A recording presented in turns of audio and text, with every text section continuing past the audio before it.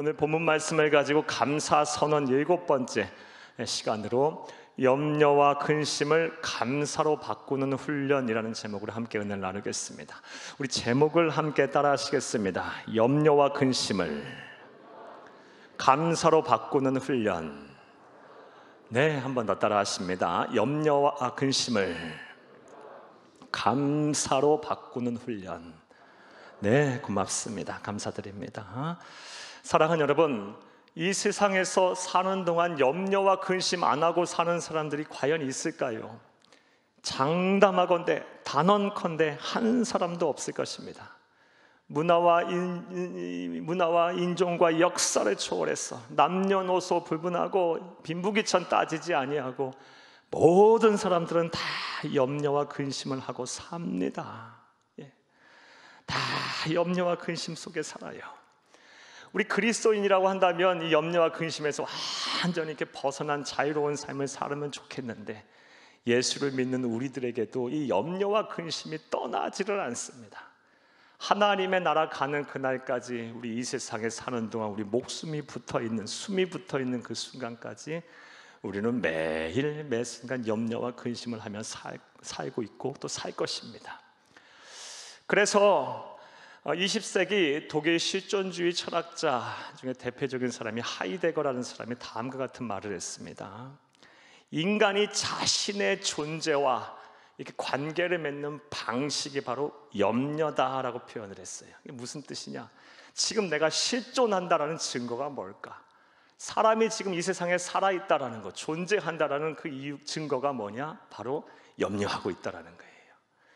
네, 사랑하는 여러분, 이처럼 사람은 평생 동안 이 염려와 근심이라는 것을 뗄래야 뗄 수가 없습니다. 어찌 보면 이거는 아주 가깝고도 먼 우리 동반자라고도 볼 수가 있습니다. 그런데 문제는 이 염려와 근심이 감사하고는 상극이라는 것입니다. 여러분, 염려와 근심하는 사람 감사하는 거 보셨습니까? 여러분 생각을 한번 해보세요. 염려와 근심 속에 있는 사람 감사하는 거 제대로 보셨어요? 예, 감사를 설령 한다 할지라도 이 마음에서 우러나는 감사, 진정 감사하지 못할 것입니다. 염려와 근심이 가득 차 있는데 무슨 감사가 되겠어요? 어쩔 수 없이 형식적으로 내 신앙을 지키기 위해서 할 수는 있겠죠. 하지만 진정 우러나는 감사 못할 것입니다. 그리고 이렇게 감사가 없는 삶 행복하겠습니까? 불행하겠죠. 예. 감사가 있는 곳이 천국입니다.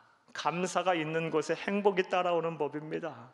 감사가 있는 곳에 하나님의 은혜와 축복이 있는 것입니다. 할렐루야. 이것은 하나님의 말씀을 통해서 우리가 알 수 있습니다. 잠언 17장 22절을 함께 읽겠습니다. 마음의 즐거움은 양약이라도 심령의 근심은 뼈를 마르게 하느니라. 마음의 즐거움, 감사하는 삶은요 양약이랍니다. 좋은 우리의 약이 된답니다. 하지만 심령의 근심은 뼈를 마르게 한대요. 뼈를 마르게 해. 가뭄에 땅이 쩍쩍 갈라지듯이 우리의 마음과 생각이 그렇게 갈라지는 거예요. 심령이 상하는 거예요. 불행하다는 거예요. 염려와 근심 속에 있는 사람 감사하지 못하고 불행한 삶을 살게 됩니다. 따라서 저와 여러분은 염려와 근심하지 말고 살아야 합니다. 자, 그런데 염려와 근심을 아니하려고 해도 아무리 발버둥 쳐도 돌아서서 또 염려하고 근심하고 다시는 염려와 근심하지 않으리라 결단하고 기도하고 또 돌아서서 염려와 근심하는 것이 또 우리의 솔직한 모습 아니겠습니까?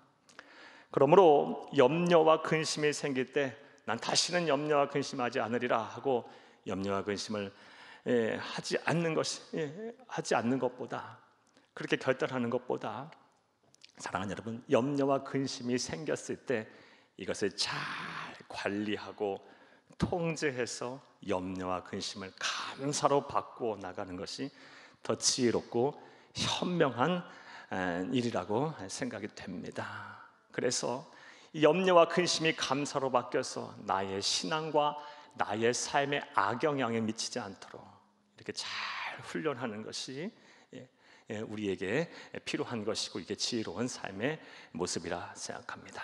자, 그렇다면 염려와 근심이 생겼을 때 이것을 어떻게 감사로 바꿀 수가 있을까요? 이 염려와 근심을 감사로 바꾸기 위해서 우리는 어떠한 훈련을 해야 할까요? 이에 대한 답을 본문에서 찾아드리기에 앞서서 먼저 본문의 배경 설명부터 여러분에게 해드리겠습니다. 사랑하는 여러분, 예수님께서 공생애를 시작하시자, 온 인류를 구원할 메시아로서의 삶을 시작하시자 수많은 사람들이 예수님 주변에 몰려들었습니다. 예수님께서 막 천국 복음을 말씀하시고 생명의 말씀을 전하시고 무엇보다 수많은 기적과 이적을 베푸시자 많은 사람들이 예수님 주변에 몰려들었습니다. 그런데 그들은 대부분이 하루 먹고 살기 힘든, 하루 먹고 살기가 바쁜 절대 빈곤층들이었어요. 그리고 세상에서의 소망이 없던 사람들이었어요. 하루하루 죽지 못해 사는 사람들이 거의 대부분들이었습니다. 그러한 가운데 하나님의 말씀, 진리인 하나님의 말씀은 안타깝게도 그들에게 소망이 되지 못했었어요. 그 당시에요. 그 이유는 하나님의 말씀이 능력이 없어서가 아니라 하나님의 말씀을 해석하고 가르치고 적용하는 사람들이 잘못을 했기 때문이에요.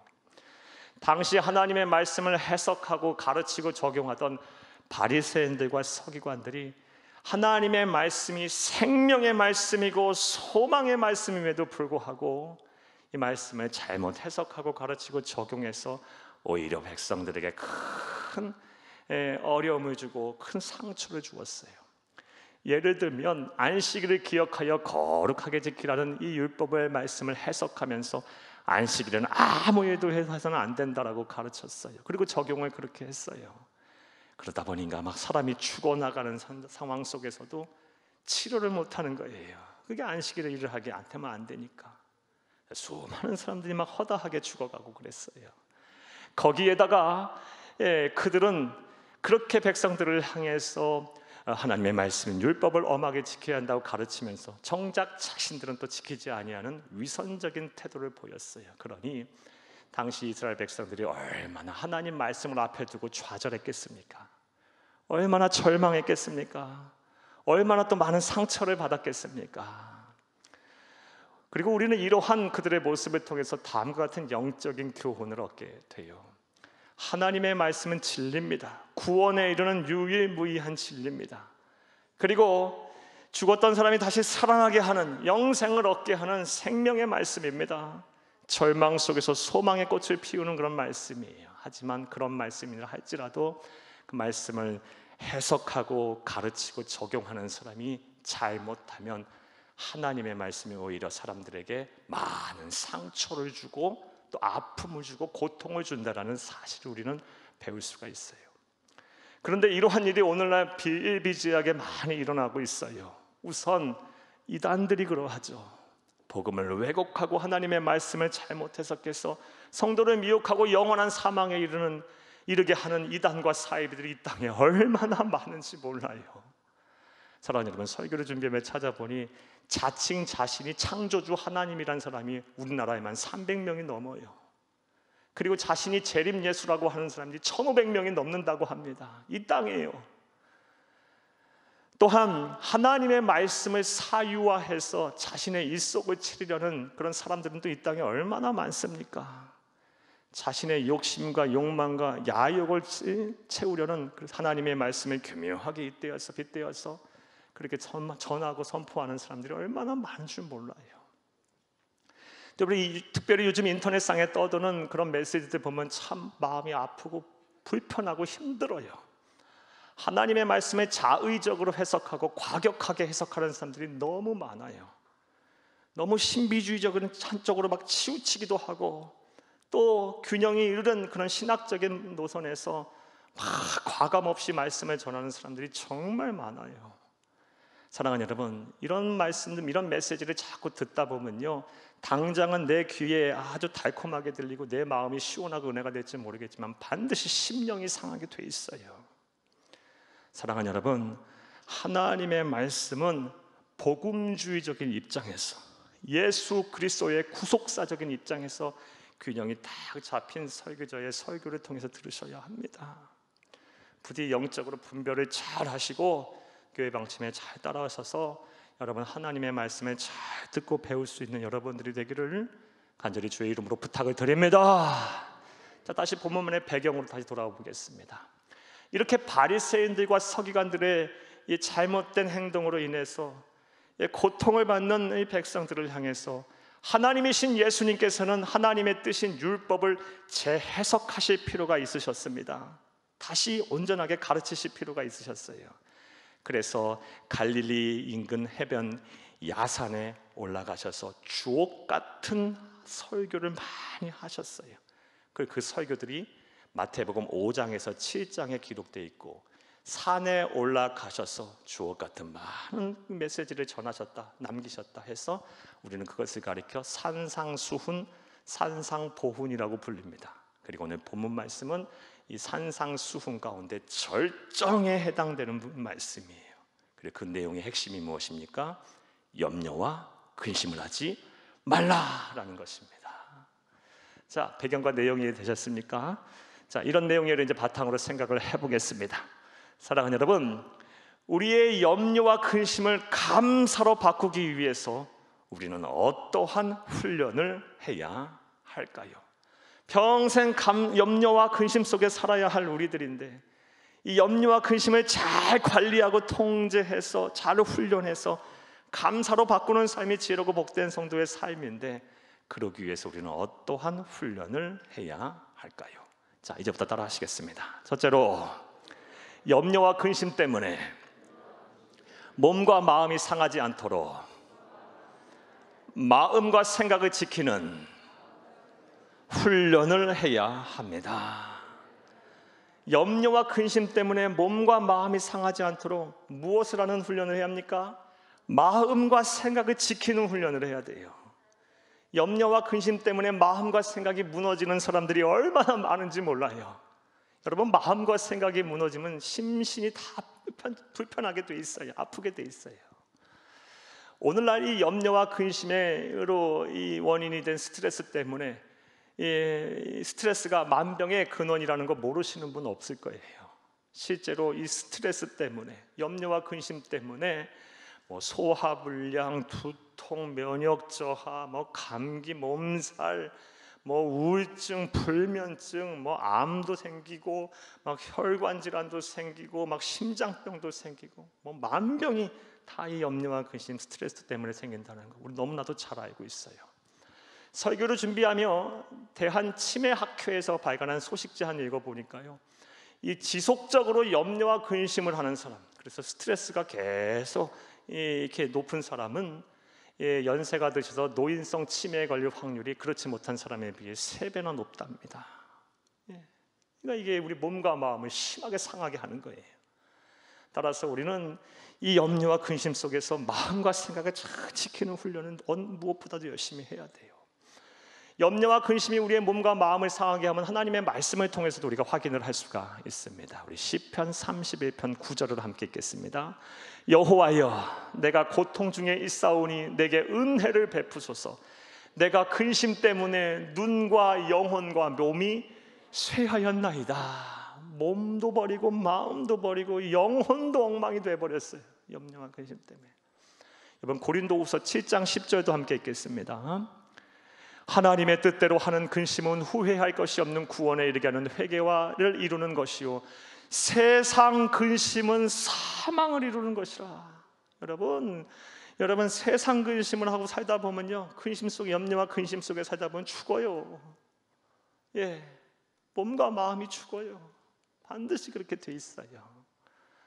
그러하게 우리는 염려와 근심하지 말아야 돼요.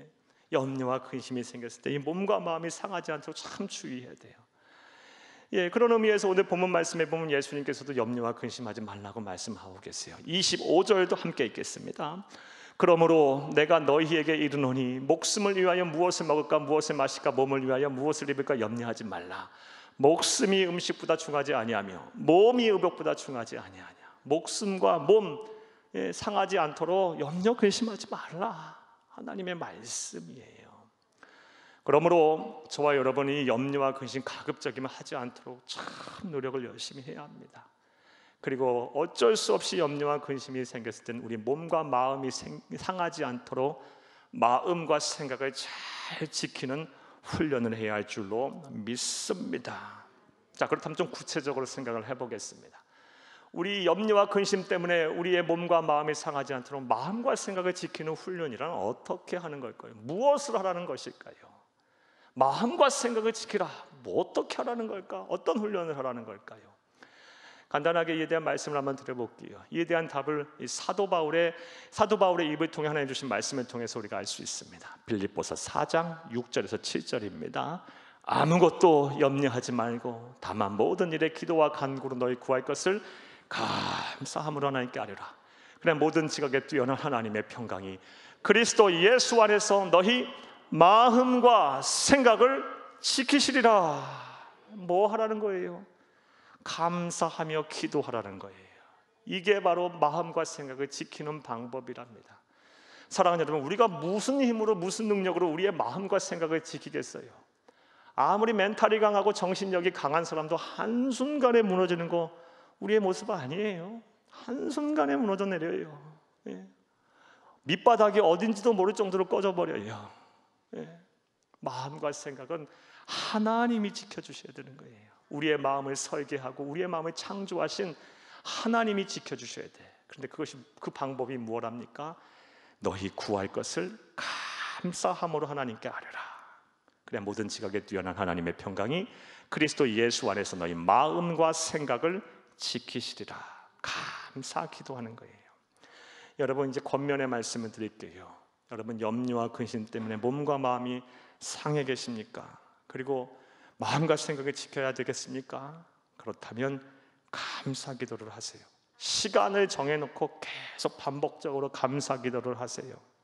조건을 찾아가면서 억지로라도 하세요. 하루 24시간 1시간씩만 기도해도 24번 할 수 있고요, 10번만 해도 10시간만 잡아도 시간마다 한 번씩만 한다 해도 10번 이상 할 수 있어요. 감사 기도를 자꾸 반복적으로 감사 기도로 훈련을 하세요. 그러면 하나님께서 예수 그리스도 안에서 우리의 마음과 생각을 지켜주실 것입니다. 염려와 근심을 감사로 바꾸는 훈련, 첫 번째가 무엇입니까? 염려와 근심 때문에 우리의 몸과 마음이 상하지 않도록 마음과 생각을 지키는 훈련입니다. 그리고 그 훈련의 방법은 감사 기도를 하라는 것입니다. 이러한 실천이 여러분 가운데 있기를 간절히 주의 이름으로 축복합니다. 또 두 번째로, 염려와 근심을 감사로 바꾸기 위해서 우리는 어떠한 훈련을 해야 할까요? 따라 하시겠습니다. 둘째로, 염려와 근심 속에서 나를 위해 일하시는 하나님을 보는 훈련을 해야 합니다. 염려와 근심 속에서 나를 내버려 두지 아니하시고, 나를 유기하지 아니하시고, 나를 방치하지 아니하시고, 나를 위해서 일하시는 하나님을 보는 훈련을 해야 해요. 그러면 염려와 근심이 감사로 바뀌게 될 겁니다. 오늘 본 말씀 31, 32절 함께 읽겠습니다. 그러므로 염려하여 이르기를 무엇을 먹을까, 무엇을 마실까, 무엇을 입을까 하지 말라. 이는 다 이방인들이 구하는 것이라. 너희 하늘 아버지께서 이 모든 것이 너희에게 있어야 할 줄을 아시느니라. 아멘. 25절에 무엇을 먹을까, 무엇을 마실까, 무엇을 입을까 염려하지 말라라고 하신 이후에 또 반복해서 31절에 염려하여 이르기를 무엇을 먹을까, 무엇을 마실까, 무엇을 입을까 염려하지 말라고 또 말씀을 하세요. 그러면서 무슨 말씀을 이어하십니까? 이것은 이방인들이나 하는 거야. 이방인들, 예수 안 믿는 사람들이나 그거 하는 거고, 불신자들이나 염려 근심하는 거고, 하늘 아버지께서, 우리 하나님께서 우리에게 다 있어야 할 거, 뭐가 필요한지도 아신다고. 아니, 아시니까 너는 염려하지 말라라는 거예요. 아시는데 그치겠어요? 일하시겠죠. 일하시고 계세요. 그러므로 염려와 근심을 감사로 바꾸려면요, 이렇게 나의 필요를 채우시기 위해서 일하시고 계시는 하나님을 볼 수가 있어야 돼요. 부디 이 하나님을 보는, 염려와 근심 속에서 나를 위해서 일하시는 하나님을 보는 훈련을 부지런히 하시기를 간절히 주의 이름으로 축복합니다. 자, 그렇다면 또 구체적으로 좀 생각을 해보겠어요. 하나님을 보는 훈련은 어떻게 해야 할까? 이에 대해서 성경은 참 많은 말씀을 우리에게 주고 계세요. 근데 오늘은 본문 말씀 안에서만 그 답을 한번 찾아보겠습니다. 사랑하는 여러분, 25절에 무엇을 먹을까, 무엇을 마실까, 무엇을 입을까 염려하지 말라라고 하나님께서 말씀하신 이후에 두 가지의 권면을 이어서 하고 계세요. 먼저 26절입니다. 함께 읽겠습니다. 공중에 새를 보라. 심지도 않고 거두지도 않고 창고에 모아들이지도 아니하되 너희 하늘 아버지께서 기르시나니 너희는 이것들보다 귀하지 아니하냐. 아멘. 우리 주님께서 말씀하시고 나서 염려 근심하지 말라 말씀하시면서 시청각 교육을 이제 시작하셨어요. 공중에 나는 새를 보라, 새를 보라. 그러니까 대자연 만물을 보라라는 거죠. 보라. 심지도 않고 거두지도 않고 창고에 모아두지도 아니한데 너희 하늘 아버지께서, 우리 하나님께서 다 알아서 그 미물 하나하나까지 간섭하시면서 챙기시면서 입히고 기르고 먹이시지 아니하냐. 그런데 그런 미물과 너희들을 비교해봐. 비교할 수 없을 정도로 하나님께서 하나님 입장에서 너희들이 더 귀하지 아니하냐. 뭘 걱정하느냐, 이 말씀이에요. 공중에 나는 새를 보라. 이 보라의 헬라어 원어는 엠블레토라는 단어예요. 엠블레토의 정확한 의미는 그냥 주마간산하듯이 이렇게 보는 것이 아니고 연구하듯이 뭔가 막 조사하듯이 꼼꼼하게 자세히 살피면서 관찰하라라는 의미예요. 그러니까 하나님께서 우리에게 제시하신 방법은 대자연 만물을 유심히 관찰하고 조사하고 연구하듯이 보라라는 거예요. 그리고 거기서 뭘 보라는 거예요? 하나님이 하나도 빠뜨리지 아니하고 간섭하시면서 챙기시면서 기르고 입히시는 그 하나님의 섭리와 사랑을 보라라는 것입니다. 자, 이런 말씀을 하셨고 또 하나의 권면은 28절입니다. 28절도 함께 읽겠습니다. 또 너희가 어찌 의복을 위하여 염려하느냐. 들의 백합화가 어떻게 자라는가 생각하여 보라. 수고도 아니하고 길쌈도 아니하느니라. 들에 핀 백합화를 보라고 이번에도 말씀하세요. 공중에 새를 보라 하셨고 들에 핀 백합화를 보게라 하셨어요. 들에 핀 백합화 오늘 피었다가 내일 아궁이에 던져질 들풀도 이렇게 기르시고 입히시거늘 하물며 너희가 보냐 이 믿음이 없는 자들아. 뒤에서 하시는 말씀이에요. 사랑하는 여러분, 여기서 들에 핀 백합화를 생각하여 보라, 생각하여 보라 라는 헬라어 원어는요 카타만 단어라는 단어예요. 카타만 단어는 단순히 생각하라라는 뜻이 아니고 깨닫고 알라라는 뜻이에요. 깨달아서 알라라는 뜻이에요. 그러니까 이 두 말씀을 이제 종합을 해보면 이런 거죠. 염려와 근심 속에서 나를 위해서 일하시는 하나님을 보는 훈련 어떻게 하라는 거예요? 잠시 염려와 근심을 내려놓고 하나님이 창조하신 세계를 관찰하라는 거예요. 자세히 살피라는 거예요. 그리고 그곳에서 미물 하나하나까지도 그냥 다 챙기시고 기르고 입히시는데 하물며 그것들과는 비교도 안 되는 너희들을 위하여 내가 얼마나 아끼고 일하며 또 너희를 위해서 일하지 않겠느냐. 이 사실을 깨달아 알라라는 것입니다. 자, 이제 권면의 말씀 드릴게요. 사랑하는 여러분, 지금 염려와 근심 속에 계십니까? 어떻게 해야 할 답이 없는 상황에 계십니까? 그렇다면 지금 현실의 문제를 조금 내려두세요.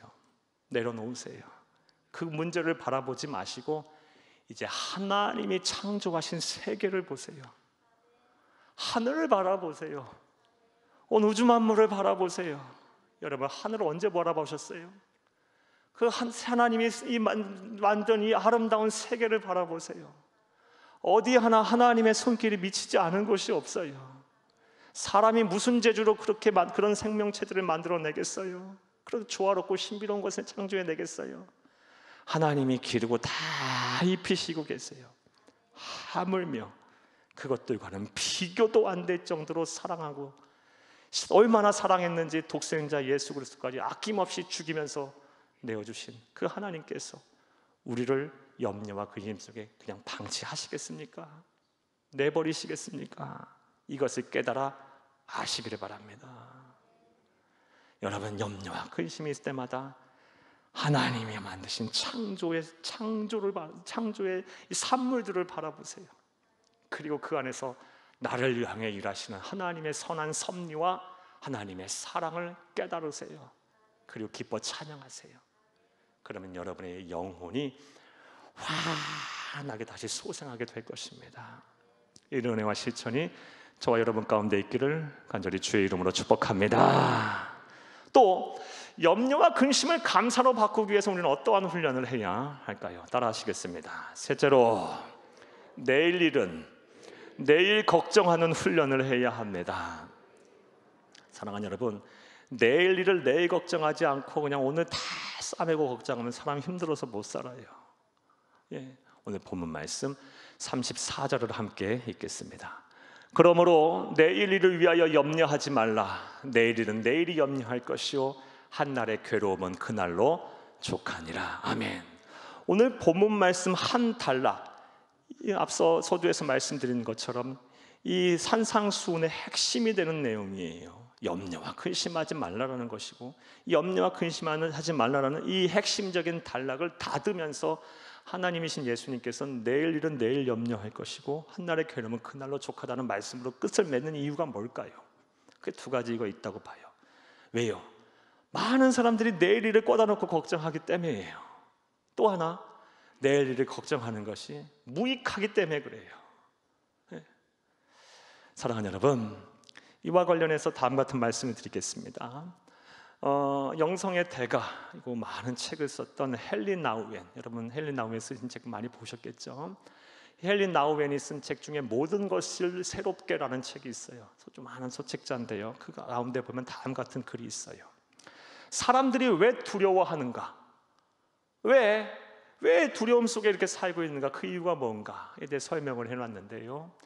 오지도 않은 시간과 장소를 염려로 가득 채우며 살기 때문이라고 표현을 하고 있어요. 일리가 있는, 공감이 가는 표현이에요.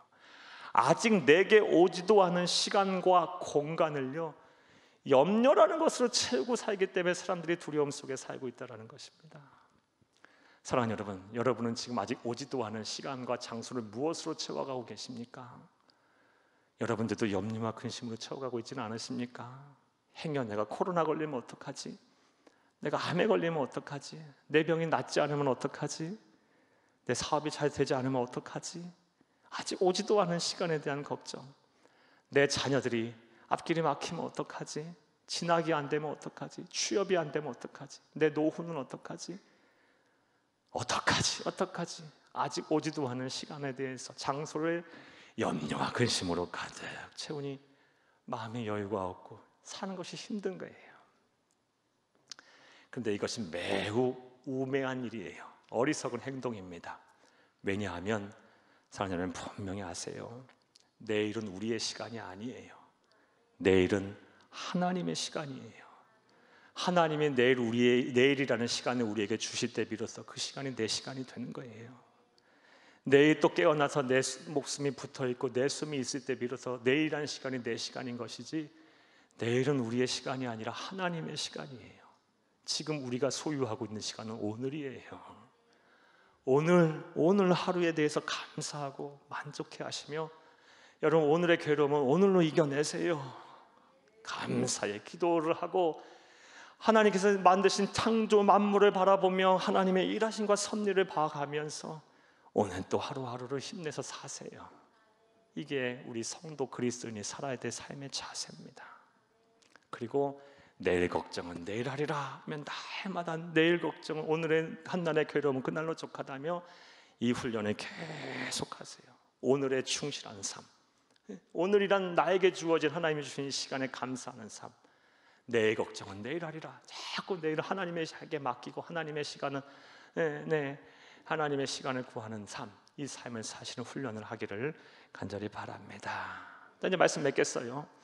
오늘은 이 염려와 근심을 감사로 바꾸는 훈련에 대한 말씀을 여러분에게 드렸습니다. 여러분 평생 염려와 근심 이거 달고 살아야 될 거예요. 저와 여러분요.